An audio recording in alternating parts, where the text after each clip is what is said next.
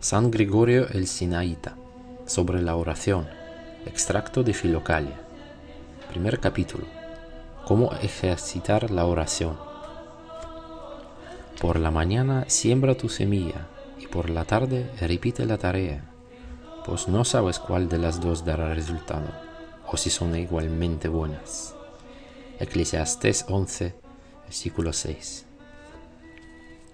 Por la mañana siéntate en un lugar bajo, retén el espíritu en tu corazón y manténlo ahí, y mientras tanto, laboriosamente curvado con un vivo dolor en el pecho, las espaldas y la nuca, grita con perseverancia en tu espíritu o tu alma: Señor Jesucristo, ten piedad de mi pecador.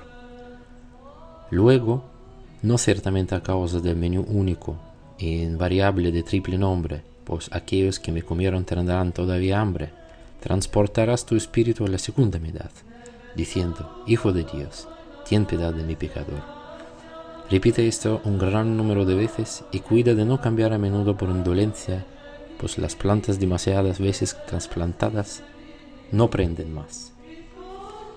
Si tú ves alzarse y tomar forma a la impureza de los pensamientos o de los espíritus malvados, no te desconcentres. Si se presentan ante ti conceptos buenos acerca de las cosas, no les prestes atención, sino que, a la medida de lo posible, debes retener tu soplo, encerrar tu espíritu en tu corazón y exercitar sin tregua ni disminución la invocación del Señor Jesús. Así lo consumirás y reprimirás rápidamente, flagelándolo sensiblemente con el nombre divino, según las palabras de Juan de la Escala. Sobre la ilusión. Segundo capítulo. Siendo amante de Dios, debes permanecer muy atento. Me gustaría que supieras sobre la ilusión, para que no te hagas daño a ti y a tu alma. Acerca de inmaduros, los demonios les ponen sus redes de ilusiones y sueños. Entonces, no nos sorprendemos que a veces nuestros queridos hermanos caen en ellas. El recuerdo de Dios, o sea, la oración espiritual, es la más elevada de todas las acciones, la más alta de las virtudes junto a la caridad. Aquel que emprende temerariamente el camino hacia Dios y se hace violencia para poseerlo, resulta fácil víctima para los demonios si Dios lo abandona a sí mismo. En cuanto a ti, si practicas la quietud, aguardando la unión con Dios, no permitas jamás que un objeto sensible o mental, exterior o interior, aun cuando fuera la imagen de Cristo, o la forma de un ángel, o la de algún santo, o una luz, penetre o se dibuje en tu espíritu. El espíritu tiene una facultad imaginativa natural, y se deja impresionar fácilmente por el objeto de sus deseos, en quienes no tienen el debido cuidado, forjando así su propia desdicha. Aún recuerdo de los objetos, buenos o malos, marca los sentidos del espíritu y lo lleva hacia las imaginaciones. Por lo tanto, guárdate de darles fe y asentimiento, incluso cuando se trate de algo bueno, antes de interrogar a los expertos y haberlos examinado durante largo tiempo para no caer en el error. Lo que Dios envía a la manera de prueba y a fin de aumentar la recompensa, a menudo ha resultado perjudicial a más de uno.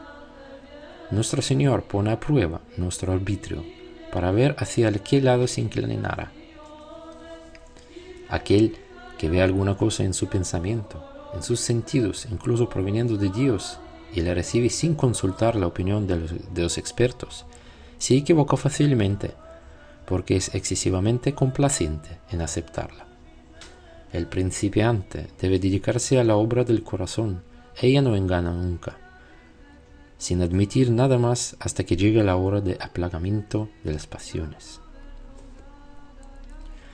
Dios no se resiente cuando uno, vigilando a sí mismo, no admite aquello que viene de Dios, sin antes haberlo consultado y examinado mucho, simplemente para evitar el autoengaño y la presunción. Al contrario, casi siempre él alaba su discernimiento. De todas formas, no se puede consultar con cualquier persona, sino con alguien que brilla con su vida y quien, siendo pobre según las Escrituras, enriquece a los demás. Segunda carta a los Corintios, Capítulo 6, versículo 10. No es fácil buscar y encontrar a un padre espiritual que no se equivoque ni en palabra ni en pensamiento. El demonio típicamente pinta sus mentiras en verdades. Entonces uno, buscando una oración pura, pregunta a los expertos por consejos, con piedad y temor a equivocarse. La oración infalible es la oración ardiente de Jesús, que consume las pasiones como el fuego las espinas, que trae al alma regocijo y alegría, que semejante a una fuente brota en pleno corazón del Espíritu vivificante. Que tu deseo sea no encontrar ni poseer más que a ella en tu corazón, guardando sin tregua tu espíritu de toda imagen, desnudo de pensamientos y de conceptos. No temas nada. Nosotros no debemos ni tener ni gemir cuando invocamos al Señor.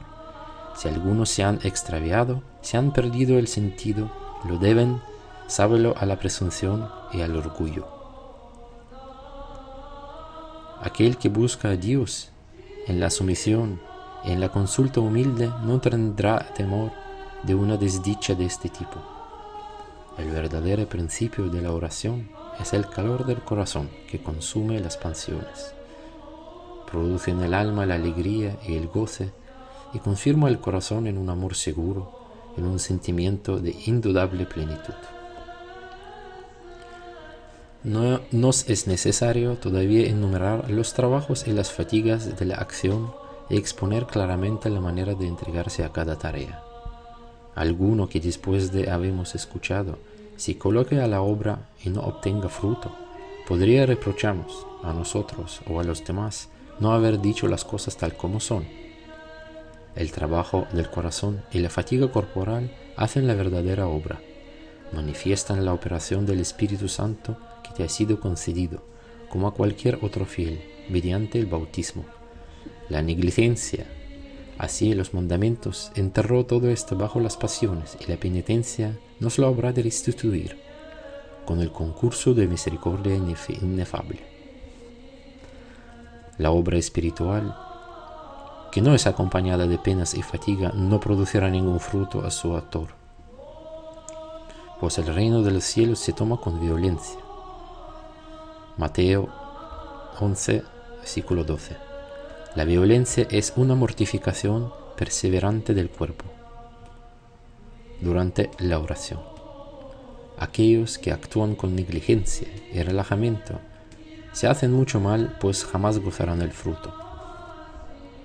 Aun cuando realicemos las acciones más elevadas, si no hemos adquirido la contrición de corazón, serán bastardas y echadas a perder.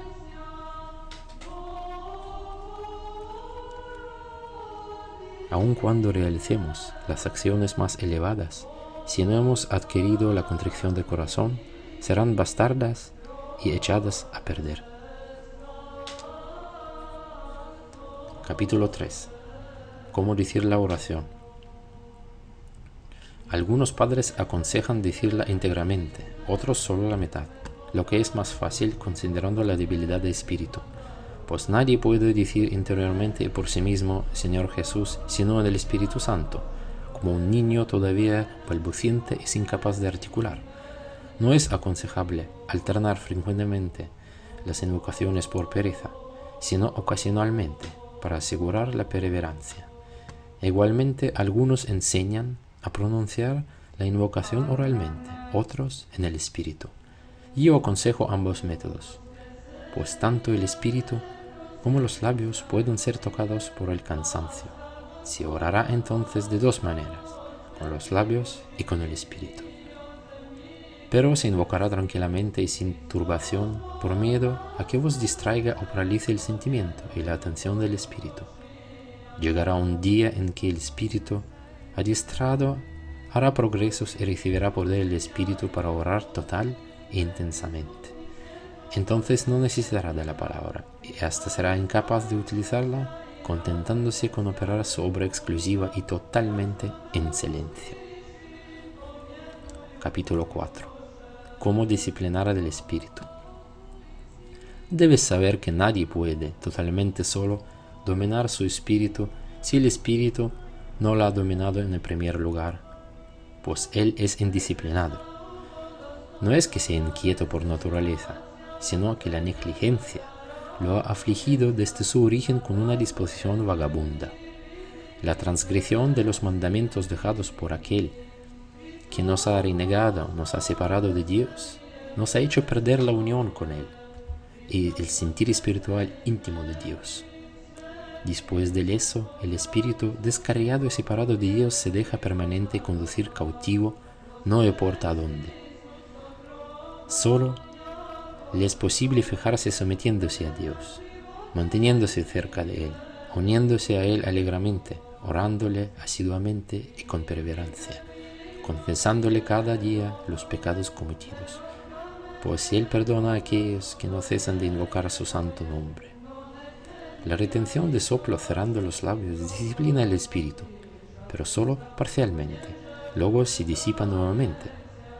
Cuando sobreviene la operación de la oración, entonces ésta verdaderamente lo disciplina y lo conserva cerca de sí, lo recoge, lo regocija y lo libera de sus cadenas. Pero sucede que aún entonces, mientras el espíritu está en oración e inmóvil en el corazón, la imaginación vaga, ocupada de otras cosas. Ella no obedece a nadie, salvo a los perfectos en el Espíritu Santo, aquellos que han alcanzado la inmovilidad en Cristo Jesús. Capítulo 5. Cómo expulsar los pensamientos. Ningún principiante expulsa un pensamiento sin que Dios lo haya expulsado primero. Corresponde a los fuertes combatirlos y arrojarlos. Incluso estos no los arrojan por sí mismos, sino que entablan la lucha el amparo de Dios y revestidos de su armadura. En cuanto a ti, cuando te acosen pensamientos, invoca a menudo y con paciencia a Jesucristo, y ellos huirán, pues no soportan el calor que la oración libera en el corazón.